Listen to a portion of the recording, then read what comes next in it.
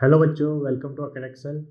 तो आज हम स्टार्ट करने जा रहे हैं फिजिकल केमिस्ट्री का नया चैप्टर का नाम है केमिकल इक्विलिब्रियम। ठीक है, काफ़ी अच्छा चैप्टर है, काफ़ी इंटरेस्टिंग है।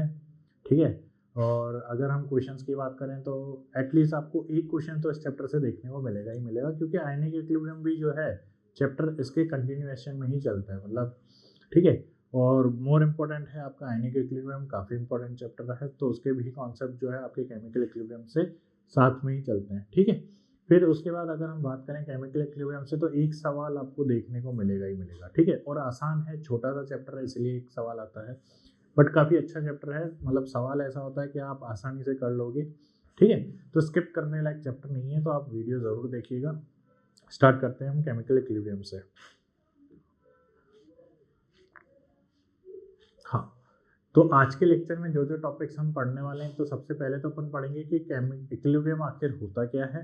ठीक है, कौन कौन के से टाइप्स की केमिकल रिएक्शन में आपको इक्विलिब्रियम शो होगा या किसमें नहीं होगा। ठीक है, और इक्विलिब्रियम और केमिकल प्रोसेस क्या होती है और एक्टिव मास क्या होता है, ये आज के हमारे टॉपिक रहेंगे। सबसे इंपॉर्टेंट इसमें एक तो ये चीज़ समझनी कि इक्विलिब्रियम होता क्या है और एक एक्टिव मास क्या होता है, ये आपको एक इंपॉर्टेंट चीज़ समझनी है आज। ठीक है, स्टार्ट करें। तो देखो, तो स्टार्ट करते हैं सबसे पहले केमिकल रिएक्शन। देखो, केमिकल इक्विलिब्रियम चैप्टर का नाम है, तो सबसे पहले हमें पता होना चाहिए कि हम बात किसकी कर रहे हैं। तो एक केमिकल रिएक्शन की बात करेंगे। तो केमिकल रिएक्शन क्या होती है?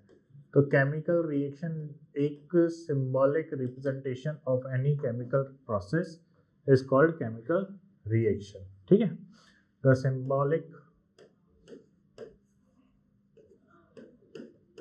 symbolic representation of any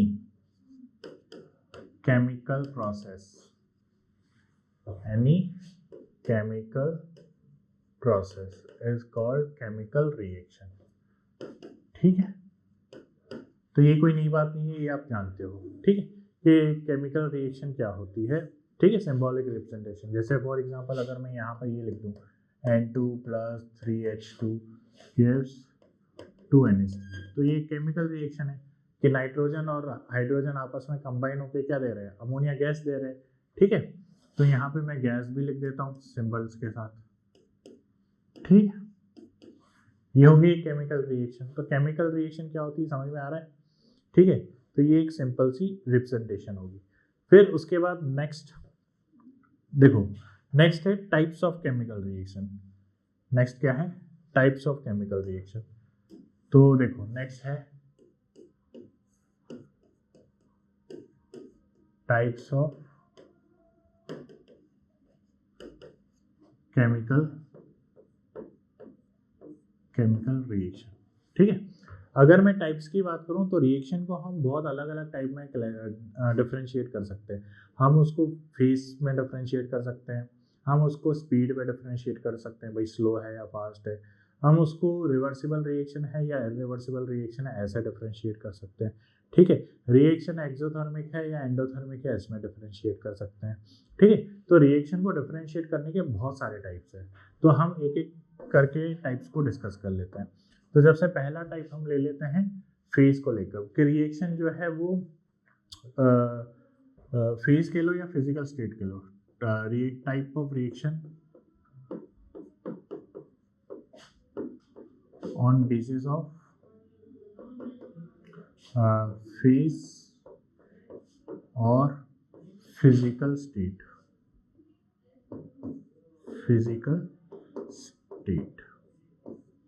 ठीक है, रिएक्शन की फिजिकल स्टेट, तो जैसे एक होती है होमोजीनियस। ठीक है, एक होती है होमोजीनियस रिएक्शन और एक होती है हेट्रोजीनियस रिएक्शन।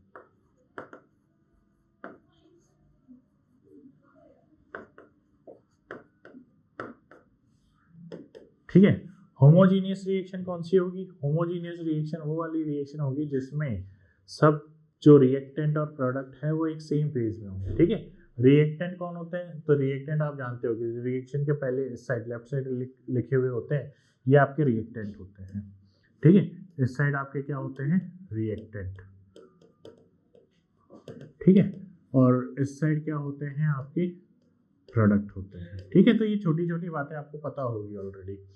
तो जैसे हम आगे बात कर रहे हैं होमोजीनियस या हेट्रोजीनियस फेज की, तो होमोजीनियस में क्या होगा कि सब के सब जो हैं, ठीक है, वो एक सिंगल फेज में होंगे, सिंगल फेज या सिंगल फिजिकल स्टेट में होंगे, या तो सबके सब सॉलिड होंगे, या तो सबके सब लिक्विड होंगे, या सबके सब गैस होंगे। बात समझ में आ रही है? तो होमोजीनियस रिएक्शन क्या होगी? द रिएक्शन इन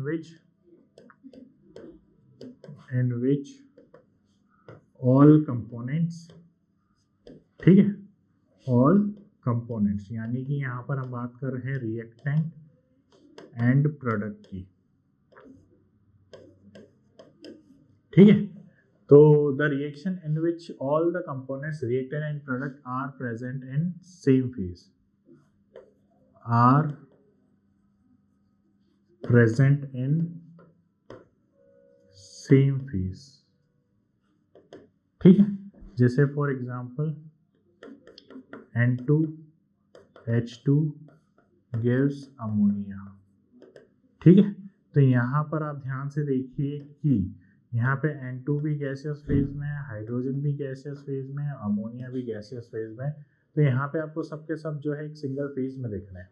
ठीक है, तो ये किसका एग्जांपल हो गया? एक होमोजीनियस रिएक्शन का एग्जांपल हो गया। बात समझ में आ रही है? किसका एग्जांपल हो गया? होमोजीनियस का। ठीक है, हेट्रोजीनियस में क्या होगा? हेट्रोजीनियस नाम से ही पता चल रहा है कि इसमें जो कंपोनेंट्स हैं वो अलग अलग होंगे। हो सकता है सॉलिड लिक्विड हो सकता है लिक्विड गैस हो, मतलब कोई भी हो सकता है, सारे ही सेम फेज में नहीं होंगे। ठीक है, तो देखो the reaction in which components, यानी कि रिएक्टेंट एंड प्रोडक्ट,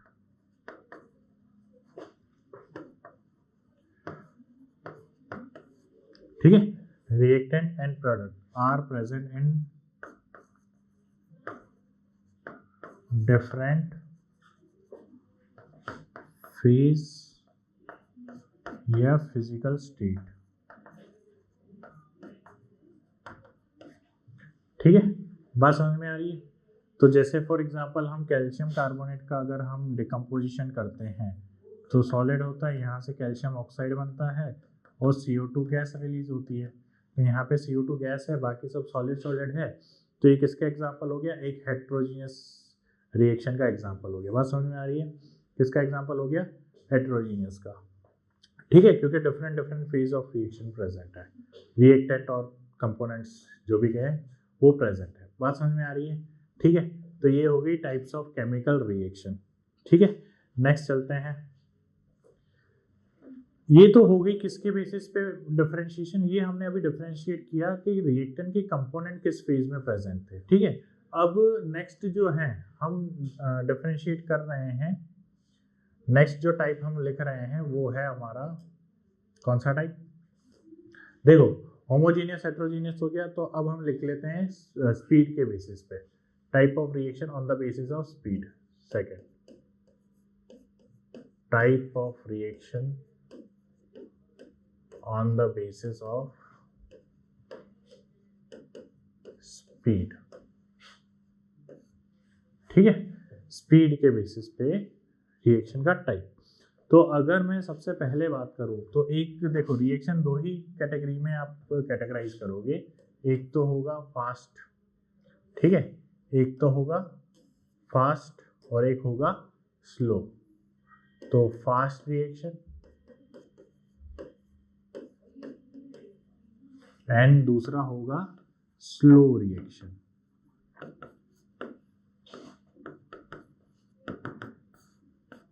अब नाम से ही पता चल रहा है फास्ट रिएक्शन जो है वो फास्ट कंप्लीट हो रही होगी, लेकिन कितना फास्ट? ठीक है, फास्ट और स्लो की कोई डेफिनेशन भी तो होनी चाहिए। ठीक है, आप मान लीजिए 1 सेकंड में कंप्लीट होने वाली रिएक्शन को फास्ट बोलोगे, या 1 मिनट में कंप्लीट होने वाली को फास्ट बोलोगे, 1 सेकंड में कंप्लीट होने वाली को फास्ट बोलोगे, मतलब किसको फास्ट रिएक्शन बोलोगे आप? ठीक है, तो फास्ट रिएक्शन देखो जनरली जो होती है जो मिली सेकेंड्स के अंदर या सेकेंड्स के अंदर कंप्लीट हो जाती है।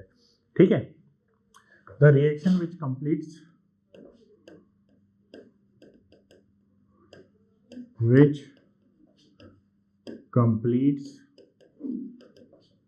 in सेकेंड्स, ठीक है,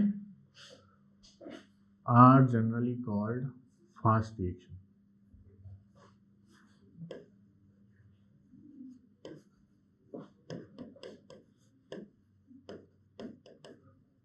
ठीक है, तो इनको हम क्या बोलते हैं, फास्ट रिएक्शन। अब फास्ट रिएक्शन के अगर मैं एग्जांपल की बात करूं तो जो एसिड बेस का न्यूट्रलाइजेशन रिएक्शन होता है ना, ठीक है, एसिड बेस क्या देगा, एसिड बेस आपको सॉल्ट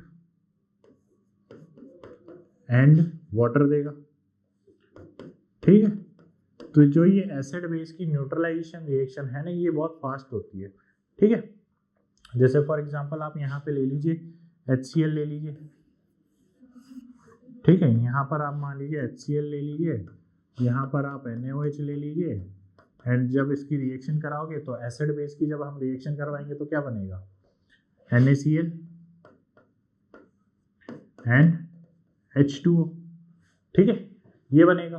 तो ये जो एसिड बेस की जो रिएक्शन होती है ये जनरली फास्ट रिएक्शन होती है। कैसे होती है, फास्ट रिएक्शन होती है, ठीक है। स्लो रिएक्शन कौन सी होती है, तो नेक्स्ट है स्लो रिएक्शन। अच्छा, इसमें एक पॉइंट ध्यान रखना जरूरी है कि इसमें आप जो फास्ट रिएक्शन होती है ना उनकी आप रेट डिटरमाइन नहीं कर सकते। जैसे केमिकल काइनेटिक्स चैप्टर अगर आपने पढ़ा हो तो उसमें हम रेट डिटरमिनेशन का काम करते हैं कि रिएक्शन की रेट क्या है। रेट मतलब ऐसा नहीं कि कितने रुपए की है, रेट का मतलब ये है कि रिएक्शन कितने टाइम में कंप्लीट हो रही है, ठीक है।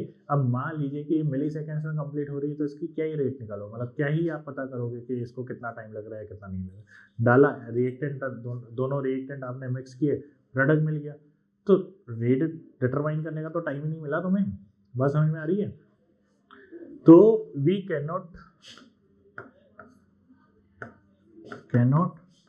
Determine rate of this reactions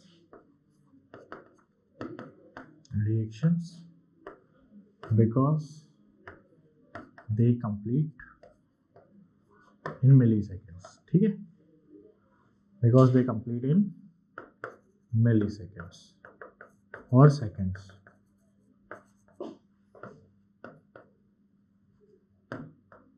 बात समझ में आ रही है, ठीक है। नेक्स्ट चलते हैं, ठीक है, तो यहाँ तक बात क्लियर है। अब हम चलते हैं स्लो रिएक्शन पे, ठीक है। स्लो रिएक्शन क्या होगी, स्लो रिएक्शन ऐसी रिएक्शन होगी जिसको कंप्लीट होने में बहुत ज़्यादा टाइम लग रहा होगा, ठीक है। हो सकता है डेज लग रहे हो सकता है आवर्स लग रहे हो, ठीक है। तो जनरली उन रिएक्शन को हम स्लो रिएक्शन कहेंगे जिनमें हम बहुत ज़्यादा टाइम लग रहा है, ठीक है। तो स्लो रिएक्शन क्या हो जाएगी, देखो नेक्स्ट है slow reaction, second category slow reaction. और स्लो रिएक्शन की आप रेट डिटरमाइन कर पाओगे कि यार इसको इतना टाइम लग रहा है या इसकी कंसंट्रेशन इतने टाइम में इतनी हो रही है। एक्चुअली रेट पता करने का मतलब ही ये होता है कि उसकी कंसंट्रेशन कितने टाइम में कितनी चेंज हो रही है। फॉर एग्जांपल अगर कोई रिएक्शन हो रही है, ठीक है, आधे घंटे में मान लीजिए 30 मिनट्स में कोई रिएक्शन कंप्लीट हो रही है, तो उसको 50% कंप्लीट होने में कितना टाइम लग रहा है, उसको 30% कंप्लीट होने में कितना टाइम लग रहा है। मतलब रिएक्शन का जो 100% कंप्लीट होने से पहले जैसे हम बात करें कि रिएक्शन 50% जो है 15 मिनट्स में कंप्लीट हो रही है और बची हुई आधी रिएक्शन भी 15 मिनट्स में कंप्लीट हो रही है, ठीक है। और हो सकता है कि रिएक्शन जो है पहली आधी रिएक्शन जो है वो 10 मिनट में कंप्लीट हो रही है, फिर अगली जो आधी रिएक्शन है वो 20 मिनट में कंप्लीट हो रही है, ठीक है। तभी टोटल 30 मिनट्स लगेंगे ना। तो डिपेंड करता है अलग अलग रेट। तो ये रेट का जो मतलब है ना ये बहुत अच्छे से आप समझोगे केमिकल काइनेटिक्स चैप्टर में। अभी मैंने थोड़ा बहुत आइडिया दिया है आपको, ठीक है। तो स्लो रिएक्शन पे चलते हैं वापस। स्लो रिएक्शन क्या होती है, स्लो रिएक्शन ऐसी reactions which completes in hours or minutes, ठीक है, are generally called slow reaction। क्या बोलेंगे इसको, स्लो रिएक्शन। बात समझ में आ रही है, इसको क्या बोलेंगे, स्लो रिएक्शन, ठीक है। एग्जाम्पल की बात करते हैं तो जैसे H2 से Hi2 की जब हम रिएक्शन करवाएंगे तो यहाँ पे बनता है 2HI, ठीक है। और ये जो HI बनने की प्रोसेस है ये बहुत ज़्यादा स्लो होती है, ठीक है।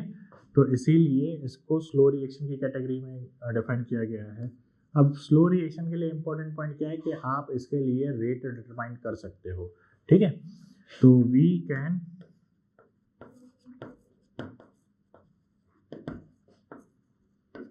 रेट ऑफ स्लो स्टेप, ठीक है। और ये या in multi step reaction, in multi step reaction slow step reaction behave as rate determining step, rate determining step, ठीक है। तो यानी कि कोई भी रिएक्शन जब मल्टी स्टेप में कंप्लीट होती है, ठीक है, जैसे मान लीजिए कोई रिएक्शन 3 स्टेप में कंप्लीट हो रही है, ठीक है, या 4 स्टेप में कंप्लीट हो रही है, तो उनमें से एक जो है वो बहुत स्लो स्टेप होगा, इसको कंप्लीट होने में बहुत ज़्यादा टाइम लग रहा है, तो वो वाली रिएक्शन जो है हमारी रेट डिटरमाइनिंग स्टेप होगी। बात समझ में आ रही है? जैसे फॉर एग्जांपल देखो, जैसे मान लीजिए मुझे ए से डी बनाना है, लेकिन ये जो रिएक्शन है ये इस तरीके से कंप्लीट हो रही है, पहले स्टेप में ए से बी बन रहा है, फिर अगले स्टेप में बी से सी बन रहा है, और तीसरे स्टेप में जाके ए से डी बन रहा है। तो यानी कि ये बी और सी ये मेरे क्या है, इंटरमीडिएट है, ठीक है। यानी कि रिएक्शन के बीच में बने और रिएक्शन के बीच में ख़त्म भी हो गए। बात समझ में आ रही है? इंटरमीडिएट वो चीज़ होती है, यानी कि देखो आपने तो रिएक्टेंट ए लिया था, ठीक है, और ए से पहले ए से रिएक्टेंट लिया, फाइनल प्रोडक्ट जो मिला आपको बी मिला, फाइनल प्रोडक्ट जो मिला आपको डी मिला, ए लिया और डी मिला, तो बी सी जो है वो रिएक्शन के बीच में बने और बीच में ही खत्म हो गए, तो यानी कि बी और सी जो है वो इंटरमीडिएट है। बात समझ में आ रही है? लेकिन ये नंबर ऑफ स्टेप में हो रही है, ये पहला स्टेप, ये दूसरा स्टेप, ये तीसरा स्टेप, ठीक है। अब मान लो कि आपका ये जो थर्ड वाला स्टेप है ये स्लो स्टेप है, ठीक है, और ये दोनों जो है वो फास्ट हो रहे हैं। बात समझ में आ रही? ये फास्ट हो रहे हैं, ठीक है। फॉर एग्जाम्पल जैसे इस रिएक्शन को कंप्लीट होने में 30 मिनट्स लग रहे हैं, तो पहले ही 2 स्टेप तो 2 मिनट में हो गए, एक मिनट में, ठीक है। बाकी जो 28 मिनट्स लग रहे हैं वो सी और डी को सी में से डी को बनने में लग रहे हैं, तो यानी कि ये जो स्टेप है हमारा रेट डिटरमाइनिंग स्टेप हो गया। बात समझ में आ रही है? ठीक है, तो ये हो गई हमारी स्लो स्टेप की बातें और कुछ इंपॉर्टेंट पॉइंट्स। बात समझ में आ रही है? चलो रहने दो इसको साइड में, ये रफ वर्क है ना, दिल पे मत लेना इसको, समझने के लिए ही था ये बस, ठीक है। तो स्लो स्टेप क्या होती है ये बात समझ में आ रही है? ठीक है, अब नेक्स्ट चलते हैं आगे। तो नेक्स्ट चलते हैं, देखो स्लो रिएक्शन हो गई, अब नेक्स्ट हम डिफरेंशिएट करते हैं। अब नेक्स्ट रिएक्शन जो हम डिफरेंशिएट कर रहे हैं वो कर रहे हैं on the basis of heat. किसके बेसिस पे? On the basis of heat. तो यानी कि ये कौन सा क्लासिफिकेशन? थर्ड क्लासिफिकेशन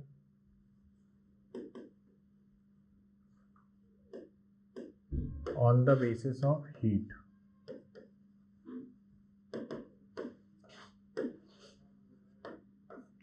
ठीक है। तो हीट के बेसिस पे हम क्लासिफिकेशन करना सीख चुके हैं, ठीक है, हमें आता है क्लासिफिकेशन करना, ठीक है। क्या होगा वो क्लासिफिकेशन? देखो थर्मोडायनेमिक्स पढ़ के आया हो, थर्मोडायनेमिक्स में हमने एक चीज पढ़ी थी, एक्सोथर्मिक रिएक्शन, एंडोथर्मिक रिएक्शन, ठीक है। तो सबसे पहला है एक्सोथर्मिक रिएक्शन, एक्सोथर्मिक रिएक्शन, ठीक है। तो देखो एक्सोथर्मिक रिएक्शन क्या होती है? तो ऐसी रिएक्शन ड्यूरिंग विच हीट जो है वो रिलीज हो, क्या हो? हीट रिलीज हो, ऐसी रिएक्शन को हम क्या बोलते हैं? Exothermic reaction. The reaction during which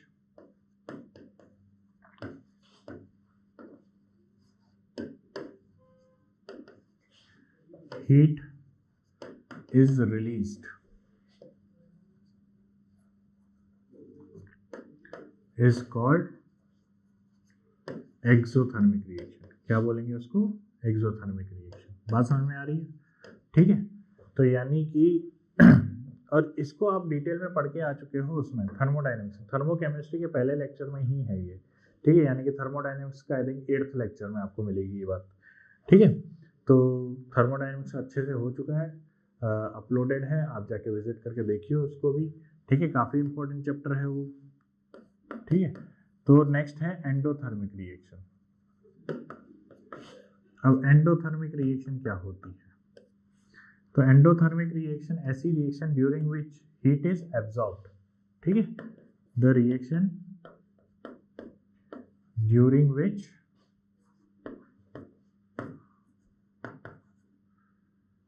heat is absorbed, ठीक है, is called endothermic reaction। क्या बोलते हैं उसको? Endothermic reaction.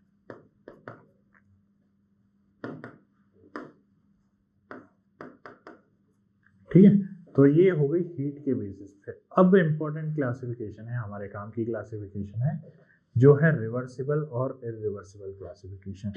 तो नेक्स्ट जो क्लासिफिकेशन है वो है रिवर्सिबल एंड इरिवर्सिबल।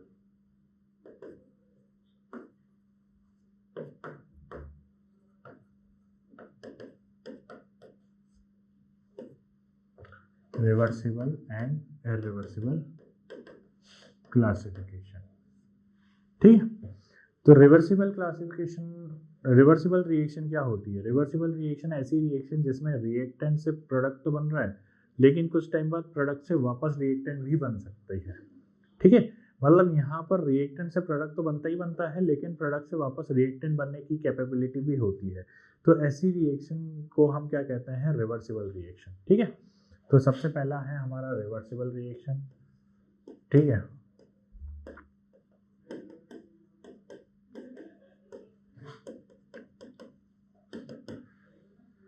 देखो, the reaction in which reactant is converted into product and, ठीक है, reactant and product can also reconvert into reactant, ठीक है, reconvert into reactant, ठीक है। तो प्रोडक्ट जो है वापस से रिएक्टेंट में कन्वर्ट हो सकता है। This reactions are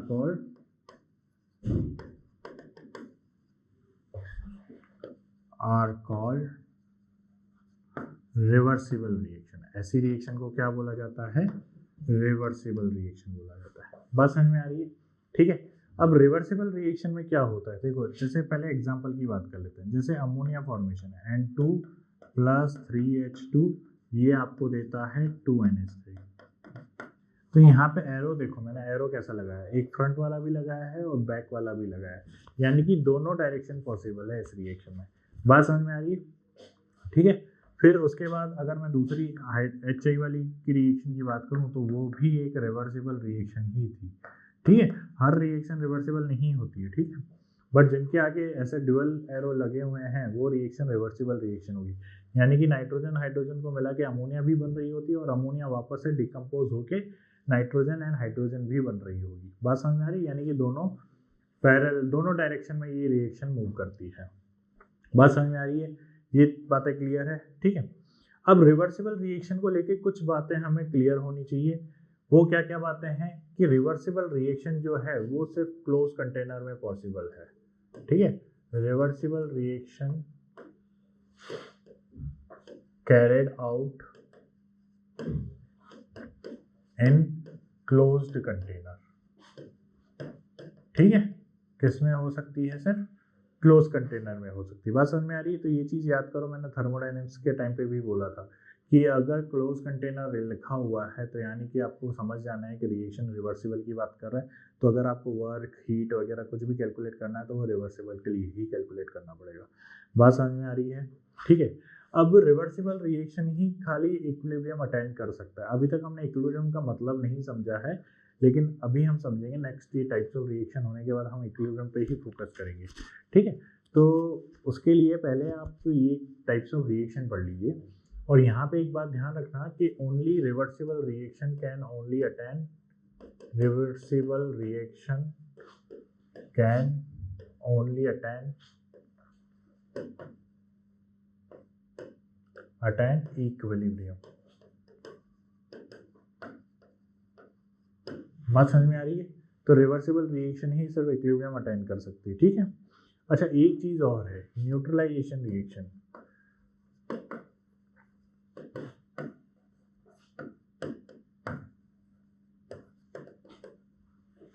are also reversible reaction. देखो ये पॉइंट जो है आपके आयनिक इक्विलिब्रियम के हिसाब से बहुत काम का है, तो ध्यान से सुनो कि न्यूट्रलाइजेशन रिएक्शन जो है वो रिवर्सिबल रिएक्शन होती है। अभी आप कहोगे कि सर एसिड बेस की रिएक्शन तो न्यूट्रल नहीं होती, हमने तो कहीं नहीं देखा कि HCl और NaOH जो है वो NaCl बना दे और फिर वापस से NaCl जो है H2O के साथ मिलके वाटर HCl और बेस बना दे, क्योंकि पानी के अंदर नमक डाल के हम तो पी जाते हैं, HCl अगर ले रहे हैं तो पेट का तो सत्यानाश हो जाएगा, ठीक है।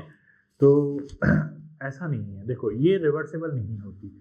मैंने ये नहीं कहा कि सारी न्यूट्रलाइजेशन रिएक्शन जो है वो रिवर्सिबल होती है। देखो मैंने ये कहा है कि स्ट्रॉन्ग एसिड और स्ट्रॉन्ग बेस का जब न्यूट्रलाइजेशन कराओगे तो वो रिवर्सिबल नहीं होता, लेकिन अगर आप strong acid plus weak base कराओगे, अगर आप weak acid plus strong base कराओगे, अगर आप weak acid plus weak base ये जब रिएक्शन कराओगे ना, तो ये रिएक्शंस जो है रिवर्सिबल रिएक्शन होती है। ये कैसी रिएक्शंस होती हैं? रिवर्सिबल रिएक्शन होती है, ठीक है। बनेगा इससे भी सॉल्ट और वाटर ही, ठीक है, बनेगा इससे भी सॉल्ट और वाटर ही, लेकिन इस केस में अगर एक भी चीज वीक है, ठीक है, वीक एसिड हो गया या वीक बेस हो गया या दोनों ही वीक हो गए, तो रिएक्शन रिवर्सिबल होगी। अगर दोनों ही आपने स्ट्रॉन्ग एसिड और स्ट्रॉन्ग बेस यूज किए हैं तो इस केस में रिएक्शन रिवर्सिबल नहीं होगी। बात समझ में आ रही है? नेक्स्ट चलते हैं हम इररिवर्सिबल रिएक्शन पे, ठीक है।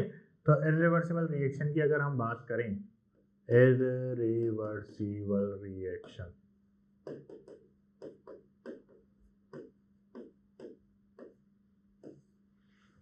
ठीक है। तो इररिवर्सिबल रिएक्शन कैसी होगी? ऐसी रिएक्शन जिसमें रिएक्टेंट से सिर्फ प्रोडक्ट बन सकता है, प्रोडक्ट वापस रिएक्टेंट में कन्वर्ट नहीं हो सकता, ठीक है। तो द रिएक्शन इन विच या द रिएक्शन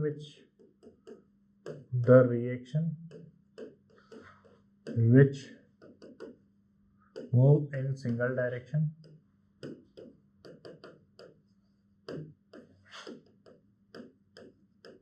ठीक है, reactant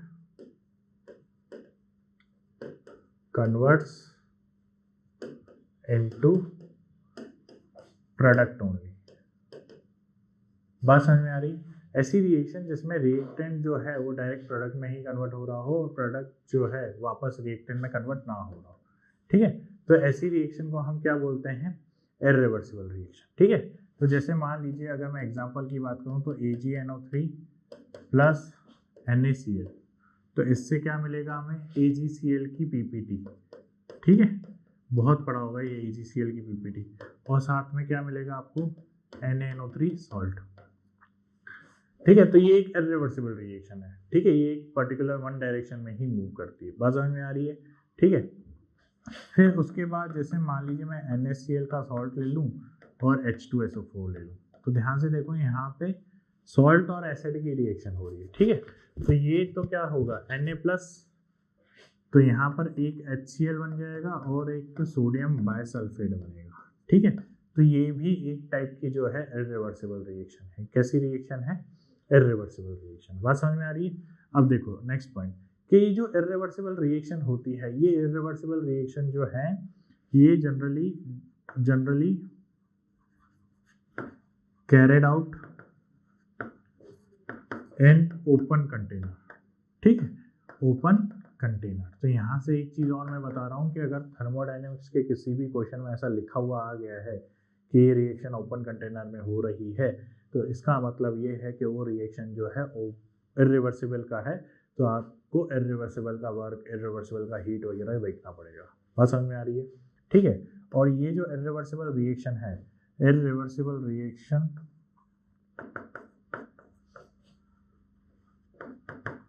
can not attain equilibrium, ठीक है, कैन नॉट अटेन इक्विलिब्रियम। बात समझ में आ रही? तो इरिवर्सिबल रिएक्शन जो है वो इक्विलिब्रियम अटेन नहीं कर सकती, सिर्फ और सिर्फ रिवर्सिबल रिएक्शन इक्विलिब्रियम अटेन कर सकती है। अब इसका रीजन क्या है तो वो चीज़ हम समझते हैं। तो अगला टॉपिक ही हमारा ये है कि इक्विलिब्रियम क्या होता है, ठीक है।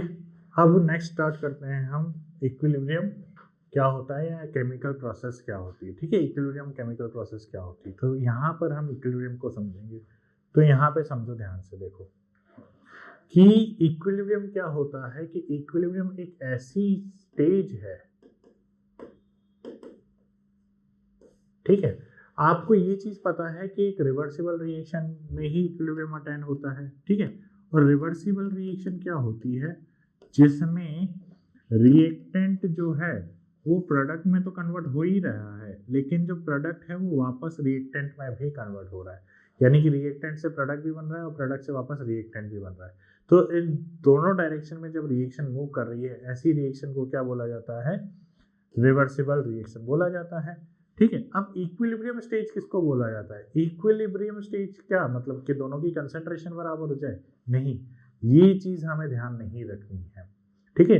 बच्चे यही गलती करते हैं, इक्विलिब्रियम का ये मतलब समझ लेते हैं कि इक्विलिब्रियम ऐसी स्टेज होती है जहां पर जो कंसंट्रेशन है रिएक्टेंट और प्रोडक्ट की दोनों सेम होती है, लेकिन ऐसा नहीं है, ठीक है।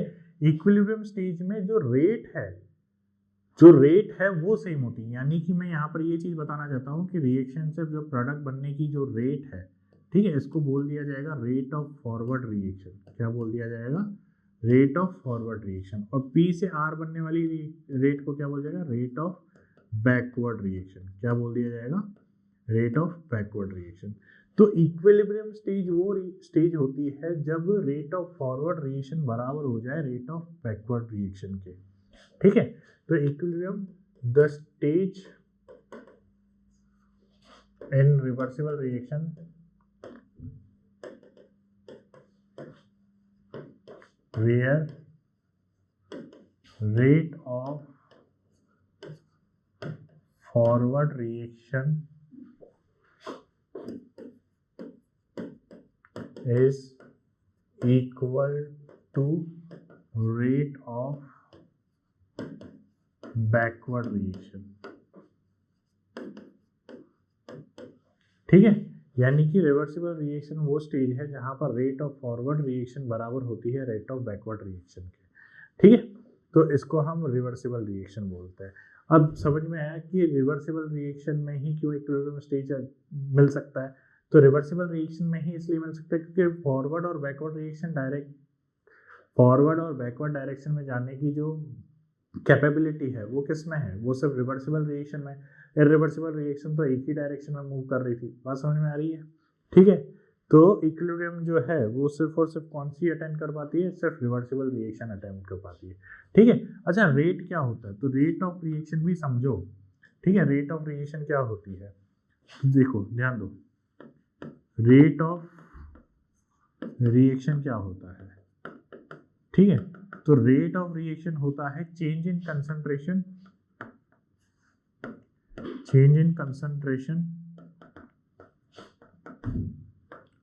ऑफ रिएक्टेंट और product upon time taken for the reaction, ठीक है। बात समझ में आई?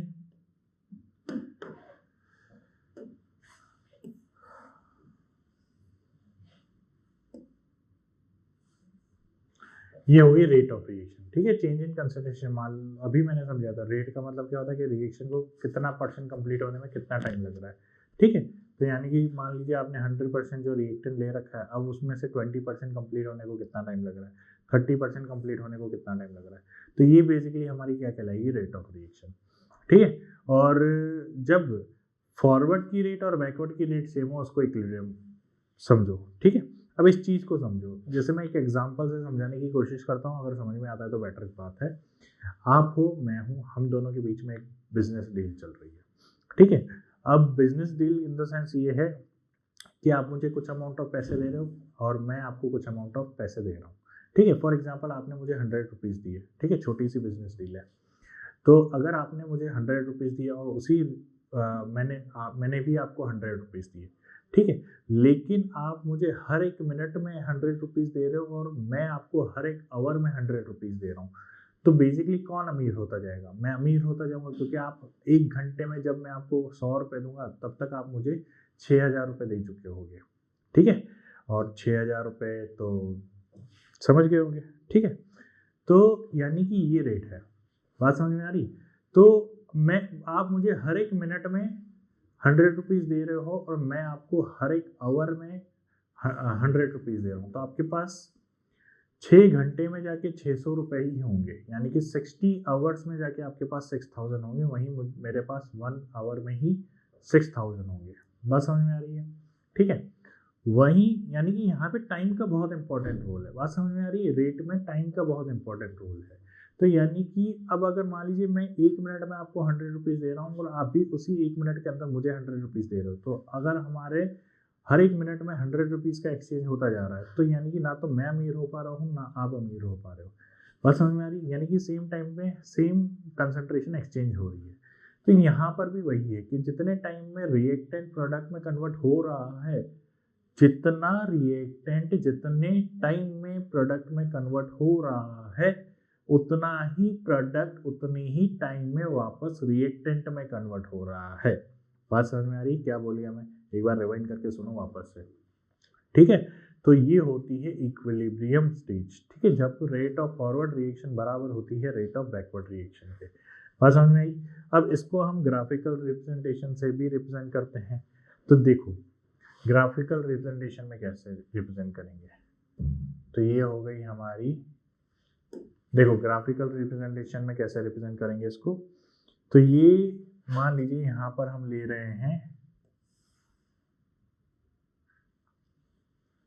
ध्यान देना, यहाँ पर हम ले रहे हैं रेट और यहाँ पर ले रहे हैं हम टाइम। ये है हमारा टाइम, ये है रेट। बात समझ में आ रही है, ठीक है। अब देखो समझो, यहाँ पर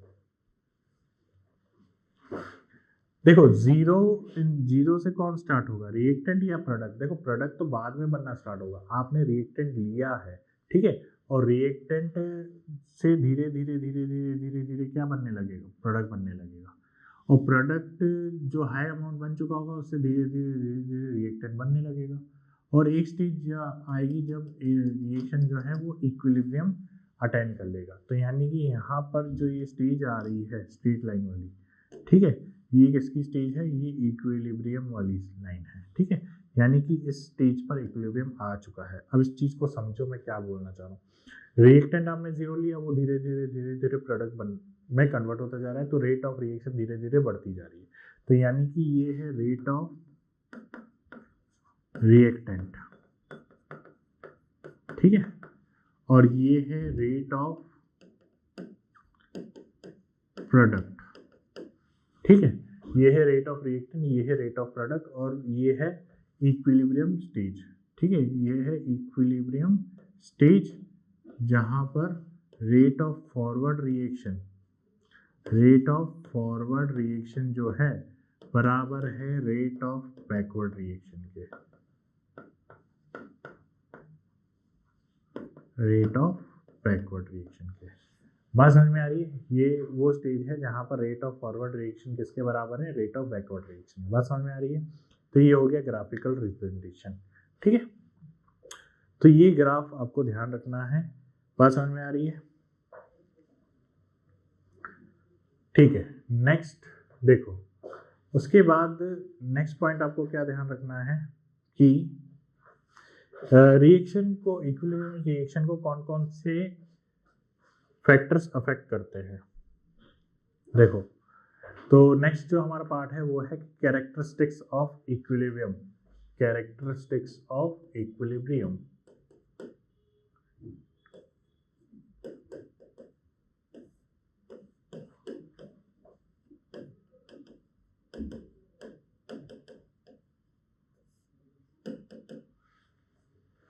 ठीक है, नेक्स्ट जो पार्ट है हमारा है वो है कैरेक्टरिस्टिक्स ऑफ इक्विलिब्रियम। तो इक्विलिब्रियम के क्या क्या कैरेक्टरिस्टिक्स हैं, तो देखो इक्विलिब्रियम में क्या क्या है कि सबसे पहली बात तो ये कि it is a dynamic process. ठीक है, it is a dynamic process. तो पहला पॉइंट है इक्विलिब्रियम रिएक्शन या equilibrium stage in a reversible reaction is a dynamic process। Dynamic process का मतलब ये है कि आपको ऐसा लगेगा कि रिएक्शन स्टॉप हो चुकी है लेकिन अंदर ही रिएक्शन कंटिन्यूअस चल रही है, लेकिन फॉरवर्ड और बैकवर्ड डायरेक्शन में वो इतना बराबर चल रही है कि आपको ऐसा लगेगा कि रिएक्शन स्टॉप हो चुकी है। ठीक है, dynamic process that means reaction appears to be stopped but it is continuously moving। ठीक है, सेकेंड पॉइंट ये है कि जब रिएक्शन इक्विलिब्रियम स्टेज अटेंड कर चुकी हुई होती है तो जो रिएक्टेंट की कंसंट्रेशन है और जो प्रोडक्ट की कंसंट्रेशन है वो कांस्टेंट हो जाते हैं, बराबर नहीं होते। ठीक है, तो after attaining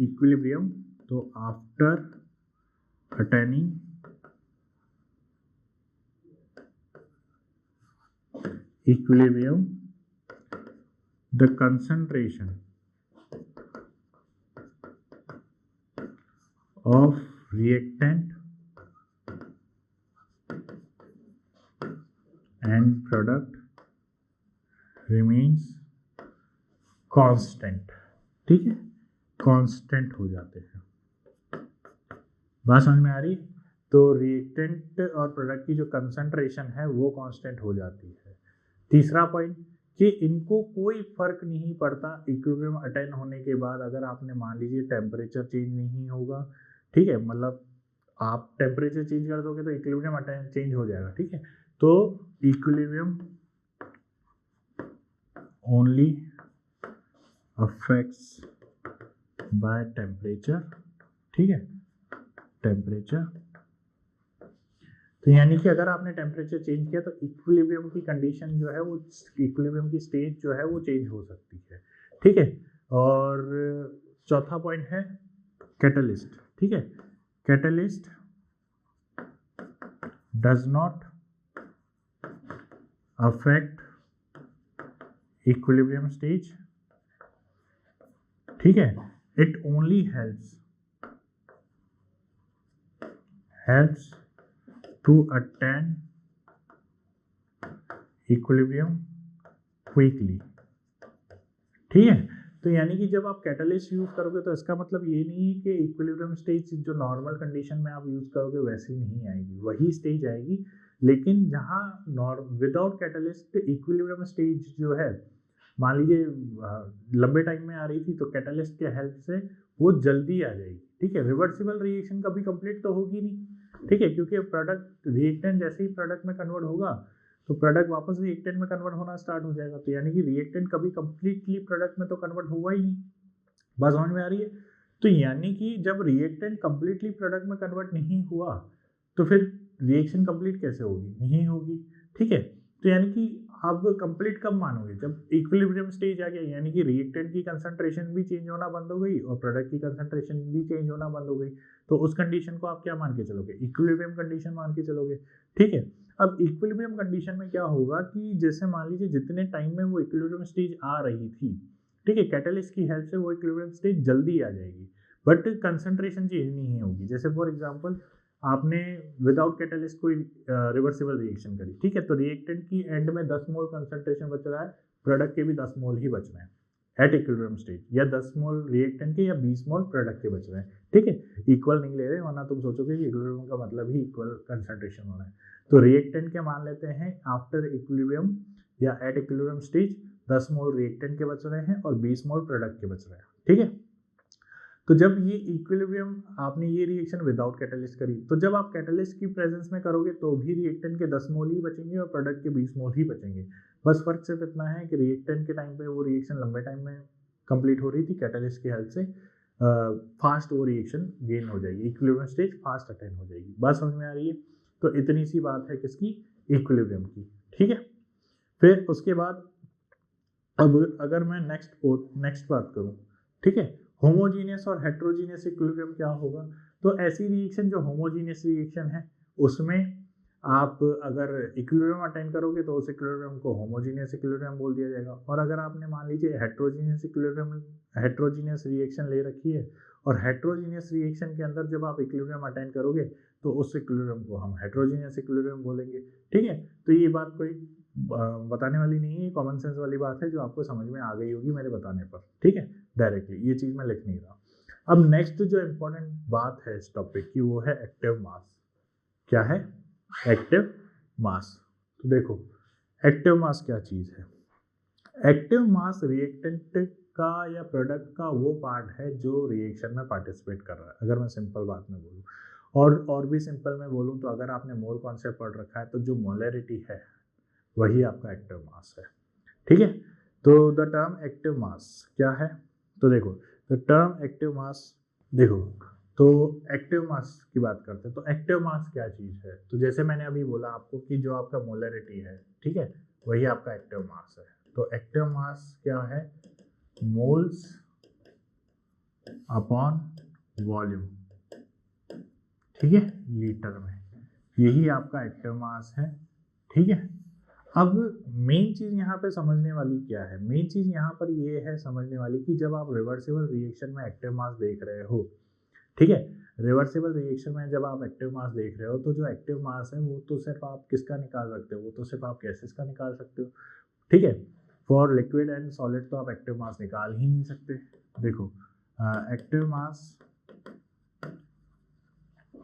can only define for gases, ठीक है। एक्टिव मास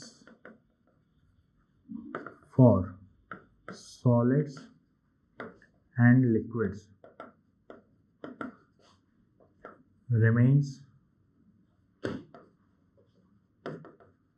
constant, ठीक है। Active mass for solids and remains constant because of constant density, ठीक है। अब सॉलिड और लिक्विड की डेंसिटी तो चेंज होती नहीं है, तो इसीलिए जो है एक्टिव मास सॉलिड और लिक्विड का सेम रहता है। देखो इस चीज़ को मैं प्रूव भी करता हूँ। एक्टिव मास का फॉर्मूला क्या है, एक्टिव मास का फॉर्मूला है मोल्स अपॉन वॉल्यूम, ठीक है। अब मोल्स क्या होता है, मोल्स क्या होता है, मोल्स होता है मास अपॉन मोलर मास, ठीक है, इनटू वॉल्यूम।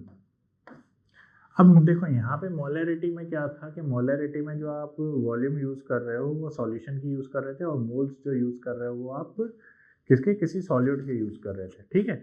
यहाँ पे एक्टिव मास में क्या है कि आप रिएक्टेंट जो भी ले रहे हो उसके मोल्स यूज़ कर रहे हो, और बाकी जो वॉल्यूम आप जिस भी वॉल्यूम के अंदर तो हम पूरा जो भी कंटेनर जिसका भी हम ले रहे हैं उसका यूज़ करते हैं, ठीक है। तो वो एग्जाम्पल से समझ में आ जाएगा आपको जब हम एग्जाम्पल वगैरह सॉल्व करेंगे।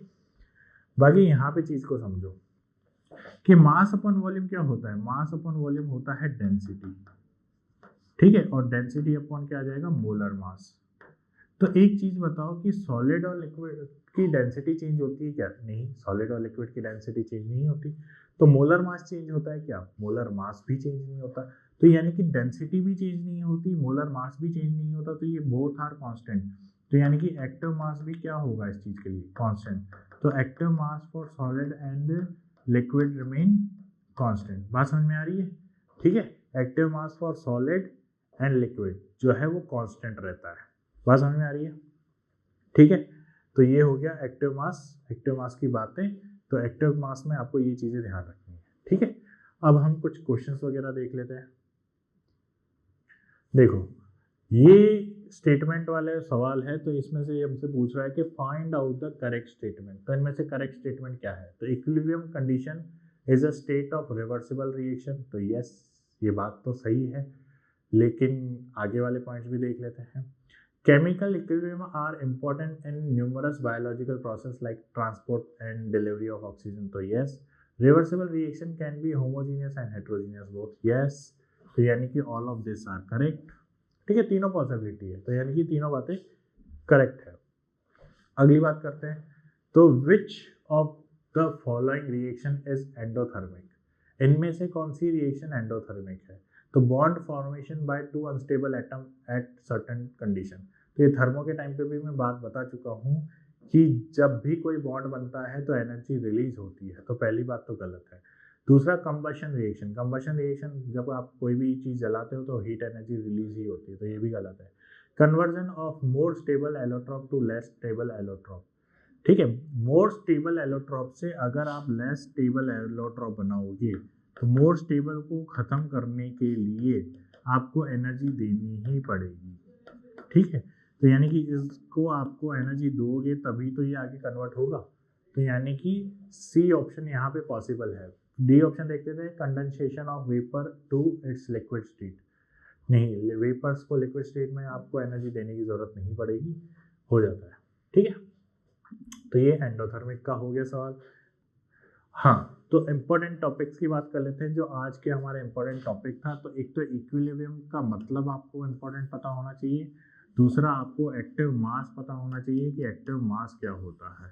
ठीक है, एक्टिव मास का मतलब पता होना चाहिए। तो एक्टिव मास का जो सिंपल फॉर्मूला था मोल्स अपॉन वॉल्यूम, ये आपको पता होना चाहिए। ठीक है, ये हमारे आगे बहुत काम आने वाला है। तो ये दो बातें ही इंपॉर्टेंट थी आज के लेक्चर में। ठीक है, आगे कंटिन्यू मोर इंपॉर्टेंट बात है, मेन जो क्वेश्चंस आते हैं एग्जाम से वो हमारे नेक्स्ट लेक्चर से वो इंपॉर्टेंट टॉपिक होना स्टार्ट हो जाएंगे। तो उनको देखने के लिए ये वाला लेक्चर आपको आना ज़रूरी है। ठीक है, और आपको देखो, अगर आपको एनी इसके लेक्चर की पीडीएफ चाहिए, चैप्टर वाइज सीआरई चाहिए, लेक्चर वाइज असाइनमेंट चाहिए, माइनर टेस्ट, मेजर टेस्ट या प्रीवियस क्वेश्चन के सॉल्यूशन चाहिए, तो ये सब अवेलेबल है हमारी वेबसाइट पर। आप जाइए, विजिट करिए और इन सबको देखिए। और अगर वीडियो अच्छा लगा है तो लाइक करो, शेयर करो, सब्सक्राइब करो, अपने दोस्तों में इनको शेयर करो और बेल आइकन ज़रूर प्रेस करना ताकि आपको नेक्स्ट वीडियो की नोटिफिकेशन मिलती रहे। Thank you.